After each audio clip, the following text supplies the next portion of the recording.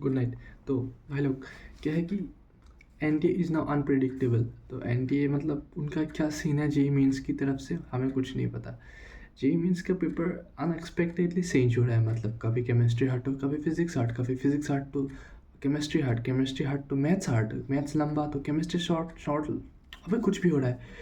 And I don't think so कि हम पुराने स्टाइल से कुछ कर पाएंगे, क्योंकि you know at the point कि तुम केमिस्ट्री अटेम्प्ट कर रहे हो पहले और फिर केमिस्ट्री बहुत हार्ड आ गया for example and you fucked up, तुम्हारा दिमाग ख़राब हो जाएगा कि इतना साल पढ़ाई की मेहनत किया, फिर मोटिवेशन ही ख़त्म हो जाएगा, तो फिज़िक्स क्या ही अटेंड करोगे। अगर फिज़िक्स आसान भी आ गया तो तुम डीमोटिवेट हो जाओगे, और मतलब मैं I am talking about me.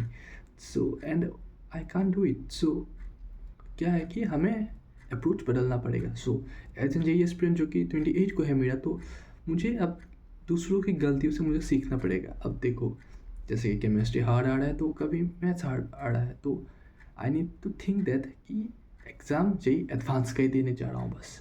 JEE advance जितना टफनेस होगा और जेई एडवांस के लिए ही मैं प्रिपेयर कर रहा हूँ, and I need to think like that because yeah they are showing.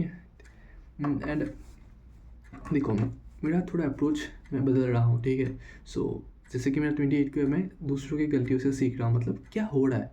For example if you are a student of 23rd Jan and second shift, तो तुम्हारे लिए केमिस्ट्री फिज़िक्स बहुत ही हार्ड हो गया, ठीक है। और जैसे कि मैं फिज़िक्स पहले अटैम्प्ट करता हूँ, तो इवन जब मैं फिज़िक्स करूँगा ना तो मेरा दिमाग ख़राब हो जाता आज। और केमिस्ट्री में भी मैं मतलब इतना अच्छे से परफॉर्म नहीं कर पाता, क्योंकि मैं डिमोटिवेट हो जाता ना। तो इसीलिए मैं अप्रोच बदल रहा हूँ, क्या ही, क्योंकि मैं क्या कर रहा हूँ, अब मैं केमिस्ट्री का 5 क्वेश्चन पहले करूँगा, फिर I will jump to physics 5 questions पहले, उसके बाद मैं फिजिक्स का 5 क्वेश्चन करूँगा। अब देखो, जैसे कि मुझे पता चल जाएगा कि कौन सा सब्जेक्ट ईजी है और कौन सा हार्ड है, क्योंकि मैथ्स मेरा वीकेस्ट पॉइंट है, ठीक है।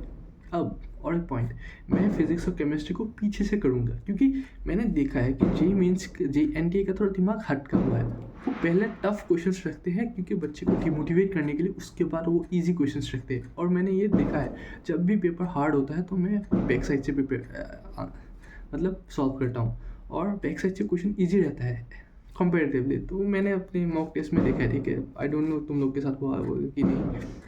सो इसलिए 28 को पेपर जो भी हो मुझे नहीं पता, केमिस्ट्री का 5 क्वेश्चन करूँगा पीछे से, मतलब एमसीक्यू, और फिजिक्स का भी पीछे से 5 क्वेश्चंस, तो मुझे अप्रोक्सीमेटली पता चल जाएगा कि क्या है या क्या नहीं है।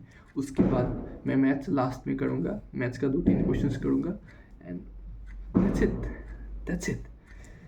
क्योंकि अब रिवीजन के अलावा मैं कुछ कर नहीं सकता, क्योंकि पेपर वैसा ही है लेकिन थोड़ा टफ है।